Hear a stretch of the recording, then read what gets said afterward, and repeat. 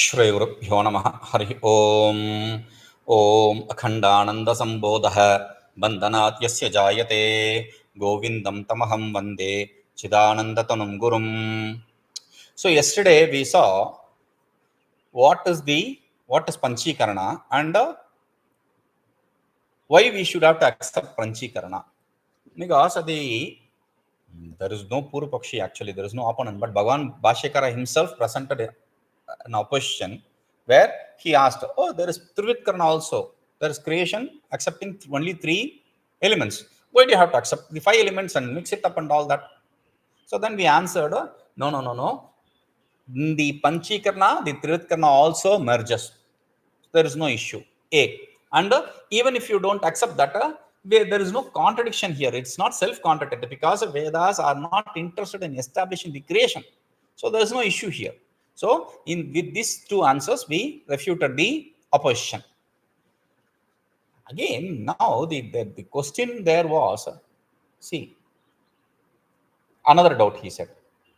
See, the characteristics or the quality of the sound, the space is ether is a sound.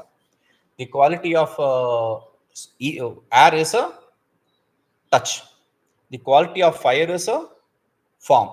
So you see the quality of ether and air in fire, but not the quality of fire in ether and air. If you say Panchikarana mix up, then you should have to see that. You don't see that. Now we explain these things, though it's not specifically said, we explain these things.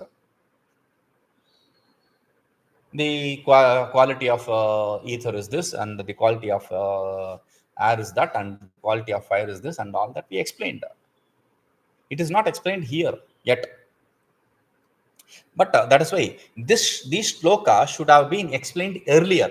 Whatever we are going to see today, all these shlokas. Now what we are going to see is the quality of the inherent nature or the quality of the 5 elements. Then the presiding deities of these elements or these sense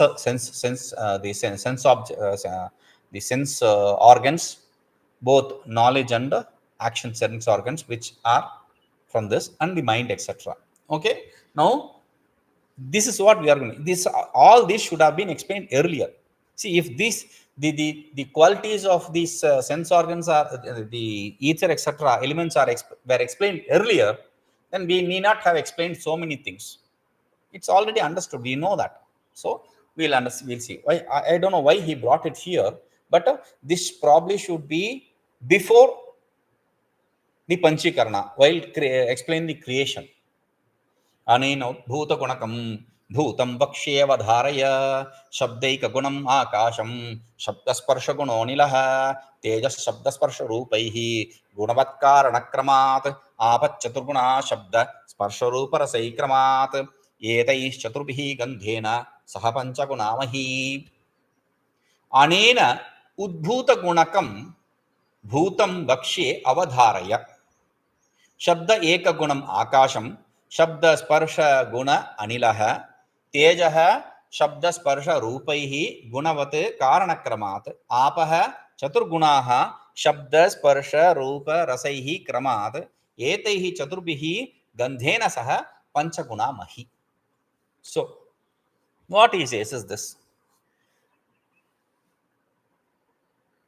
anena, through this means what? Whatever we discussed now. What did we discuss? The Panchikarana. Through this Panchikarana, udbhūtaguṇakaṃ, whatever manifest qualities, whatever qualities that manifested bhūtaṃ in the elements, vakṣye'vadhāraya, that I am going to say, listen to me carefully. Avadhāraya, listen to me carefully. Okay? Now, śabdaikaguṇamākāśaṃ. Ākāśā, ether, space, has only one quality, which is a shabda, sound. Okay? Anilaḥ, anil means vayu, air. People give the name also anil. Okay? Anil is a vayu, anal is a fire. Okay? Anilaḥ. For vayu, there are 2 gunas. Shabda and sparsha. Sparsha is its inherent quality and shabda is the causal quality. Karana anurupatvat karyasya. The effect is of the nature of the cause. Right? So, the inherent quality of air is a touch. The causal quality is a sound. That is why it says karana kramāt, because that is the order of the cause. tejaḥ śabdasparśarūpairguṇavatkāraṇaṃ kramāt. And fire has respectively three qualities. śabdasparśarūpa.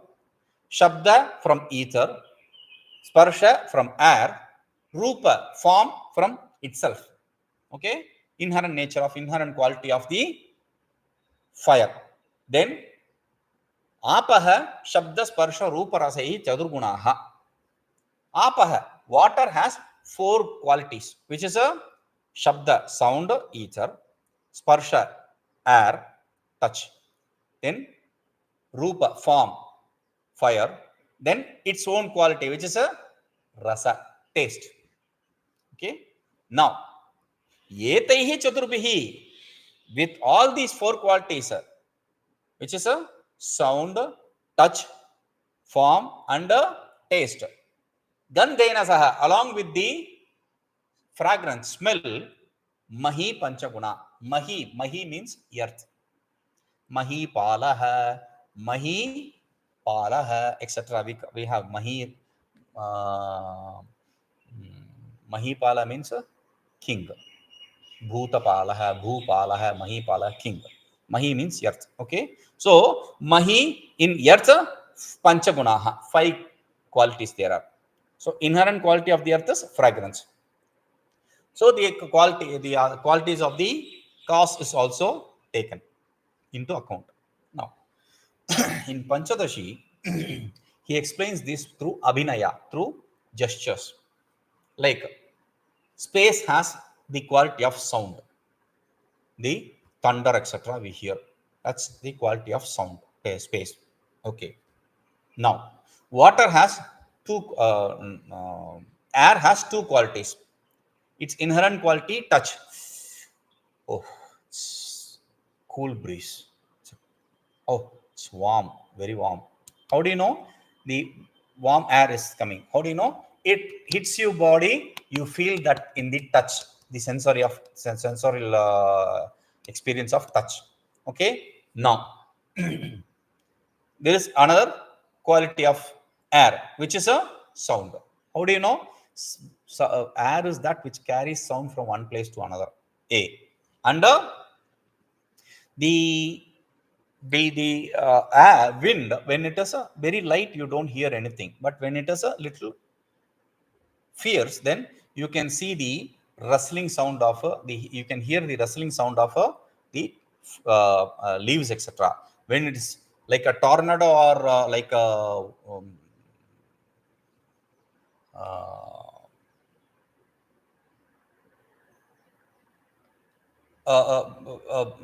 strong hurricane, etc., you hear the sound, etc. Right? So now that is the air, quality of air. Fire. In fire, the form is the inherent quality. You can see, oh, there fire is there because you can see the form, the color. Then its inherent quality is fire, form. Then the causal quality, which is a touch. You can see, touch, whether and understand whether fire is there or not. Even from far off, you can feel the heat. Now, then the third one is the sound, the crackling sound of fire. So that is the establishment of three qualities in fire. Now, water. In water, the inherent quality of water is a taste. Oh, this water is sweet. This water is salty. This water is little bitter, etc. We say that. So that is the inherent quality of water. Actually, the inherent quality of water is sweetness. Okay, let us stick to this now. You taste different water. Then the causal qualities, form. You see the water with your eyes. There is form. Then touch. You feel the coldness of water. Touch. Then the sound. When water flows, you can hear the sound, swishing sound of water. So that is also there. Now,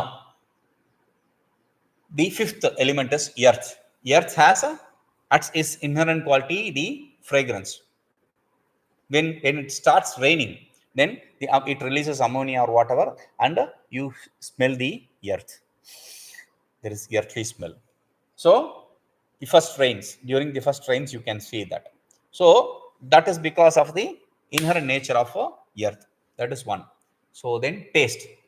Earth has, wait, who tastes earth? Everyone has eaten. We have all played and we have eaten earth. At least in our age, we had these chalks and all. We used to eat chalk pieces. Now there is no chalk piece. Even the kids, they write in these electronic boards. Anyway, so earth has taste. That is established even through the water. When we say water is salty, inherent nature of water is not salty, it is sweet. But it is salty because of the association with that kind of earth. This earth is not good for farming. Why? It's salty earth.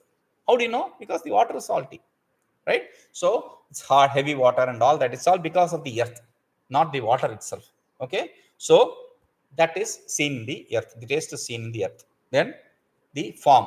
You see the form of earth. You can see the earth very clearly. Then the touch. You can touch and feel the earth, the hardness of the earth. Yes. Then the sound. Yeah, you can hear the stones hitting each other and making sound. Or when the earth splits, then during the earthquake, etc., you can hear the sound. So earth has all these 5 qualities. Okay. Now, the deities are associated with each of that. No, which sense organ grasp what? That is what has to be explained now. So is ākāśāṃśatayā, śrotraṃ, śabdaṃ, gṛhṇāti. What is the activities of each of these sense organs? That is explained here. ākāśāṃśatayā, śrotraṃ, śabdaṃ, gṛhṇāti tadguṇam, tvaṅmārutāṃśakatayā, sparśaṃ, gṛhṇāti tadguṇam, tejoṃśakatayā, cakṣū, rūpaṃ, gṛhṇāti tadguṇam, abaṃśakatayā, jihvā, rasaṃ, gṛhṇāti tadguṇam, bhūmyaṃśakatayā, ghrāṇaṃ, gandhaṃ, gṛhṇāti tadguṇam. ākāśāṃśatayā, śrotraṃ, śabdaṃ, gṛhṇāti tadguṇam. tvaṅmārutāṃśakatayā, sparśaṃ, gṛhṇāti tadguṇam. tejoṃśakatayā, cakṣū, rūpaṃ, gṛhṇāti tadguṇam. abaṃśakatayā, jihvā, rasaṃ, gṛhṇāti tadguṇam. bhūmyaṃśakatayā, ghrāṇaṃ, gandhaṃ, gṛhṇāti tadguṇam. ākāśāṃśatayā, since it has come from ākāśa, ether. What has come from ether? Śrotraṃ, ears. From the sattvic aspect, the sense organ of knowledge came into existence. So he says, śrotraṃ, tadguṇam, its quality. What is the quality of the ether? Sound. śrotraṃ, gṛhṇāti. Śrotra, the sense organ of hearing, it hears the sound. Okay, it grasps the sound. Tvag, sense organ of touch. What does it do? Marutāṃśakatayā, because it has come from the air, sattvic aspect of air. So tadguṇam, marutāṃśaguṇam. What is the sense or the quality of air? Touch. Sparśaṃ, gṛhṇāti. It grasps that sparsha. Okay. Then tejoṃśakatayā. Since what has come? What is the sense organ? Knowledge sense organ which has come from the fire. Cakṣū. Cakṣū, tadguṇam. Tadguṇam means the quality of the fire, which is a form. Eyes grasp the form. Okay. abaṃśakatayā, since it has come from the water. What has come from the water? The jihvā, the sense organ of taste. So tadguṇam, that taste, rasaṃ, gṛhṇāti. It experiences that taste. It grasps the taste. Now, bhūmyaṃśakatayā, as it has come from the what has come from the gṛhāṇā, the olfactory, the sense organ of smelling. That has come from the sattvic aspect of the bhumi, earth. Therefore, tadguṇam, that smell, which is the quality of the earth, that is grasped by the olfactory. Okay. Now, what are the activities of the sense organ of knowledge, that is explained. What are the activities of the sense organ of action? That is explained now. Karoti khāṃśakatayā vāk śabdauccaranakriya vāyvamśakatayā pādau gamanādikkriyāparo tejoṃśakatayā pāni vanyādyarchana tatparo jalamśakatayā upastho reto mūtra visargakrit bhūmyaṃśakatayā pāyu kaఠिनं malamutsrajayet. Karoti ख-अंशकतया वाक् शब्द उच्चारण क्रियां वायु अंशकतया पादौ गमनादि क्रिया परौ तेजो अंशकतया पाणी वन्यादि अर्चन तत्परौ जलांशकतया उपस्थः रेतो मूत्र विसर्गकृत् भूम्यंशकतया पायु कठिनं मलम् उत्सृजेत्. Now, karoti ख-अंशकतया वाक्. Since the vak, the sense organ of speech, it has come from the ratsic aspect of ether. Therefore, śabda uccaranandikam, it produces the sound. Sound is the quality of ether, right? So it makes the sound. Vāyvamśakatayā, it produces the sound. Vāyvamśakatayā, since it has come from the ratsic aspect of air, what? Pada, the legs. Gamanadi kriyaparo, it does the going and coming, etc., all these movements. Now, vayu, vahati iti vayu, that carries things and that carries sound, etc., that is vayu. And vayu also has another word, another name, matarishva, matari antari kshau shvayati iti matarishva, that which swells in the womb of this creation.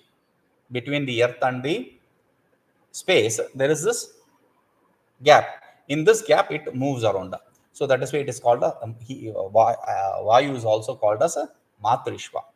So since it has this quality of movement, legs has the quality of movement. Okay, and tejoṃśakatayā, from the fire aspect came the hands, pani.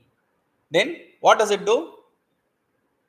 To receive and give forms, whatever that has forms. So that is done to the hands. That is vanyādi archana tatparo. It does worshipping of the fire, etc. Meaning whatever has forms, that it's able to grasp and do the activity with forms. Tatha jalamśakatayā upastha reto mūtra visargakrit. Jalamśakatayā, since it has come from the water aspect, ratsic aspect of water, the sense organ of procreation, it does two things. One is retah visargrit, mūtra visargrit. It releases the sperm, retas. It releases the mūtra, urine. Okay. Now, bhūmyaṃśakatayā, it has come from the ratsic aspect of the earth. What? Payu, the sense organ of excretion. So, kaఠినం malam utsrajit, it excretes the hard excreta. Okay. Now, we have seen the activities of each of the sense organs. Now, how is the activity performed by each of the sense organ? The sense organ per se cannot perform any activity by itself. See, I have a very beautiful ear. This is not ear. We already said this is the object, the lobe. Inside the lobe, there is this sense organ called ear. Inside the eyes, there is a sense organ called eye. Okay? Sense organ is different from the lobe. Now, inside the lobe, there is sense organ for everyone. But why then everyone cannot see or hear and things like that? Why is it so? Because there is also an adhishtatru devata, a presiding deity, which presides over each of the sense organ. That is what he is going to say now. Now, if there is presiding deity in everybody's sense organ, everybody's body's sense organ, then everyone should see or hear, right? No. That is the presiding deities are prevented from, there is an obstacle for the preventing the presiding deity to perform its activity, that can be seen in two ways. One, our karma binds us, creates obstacle for the presiding deity. Two, the presiding deity is not bound by anything, it is powerful enough, but it is a blessing us according to our karma. So in both ways we can see it. Okay, now that is the presiding deity which aids us, helps us to see, etc. Okay, now what are the presiding deities for each of them? So he says, śrotrasya deivatam diksyat, tvacho vayu drusho ravihi, jihvā varuno deivam, gṛhāṇasya tu anishvino bhau, vacho agnihastayo indraha, pādayostu trivikramah, payo mrityu upastasya tu adhideivatam prajāpatihi, manaso deivatam chandraha, buddhehe deivam बृहस्पतिः, रुद्रस्य अहङ्कृते दैवं, क्षेत्रज्ञचित्तदैवतं, श्रोत्रस्य दैवतं दिक् स्यात्, त्वचो वायुः दृशो रविः, जिह्वाया वरुणो दैवं, घ्राणस्य तु अश्विनौ उभौ, वाचो अग्निः, हस्तयो इन्द्रः, पादयोस्तु त्रिविक्रमः, पायोः मृत्युः, उपस्थस्य तु अधिदैवतं प्रजापतिः, मनसो दैवतं चंद्रः, बुद्धेः दैवं बृहस्पतिः, रुद्रस्तु अहङ्कृते देवं, क्षेत्रज्ञः चित्तदैवतम्. Now, श्रोत्रस्य दिक् दैवतम्.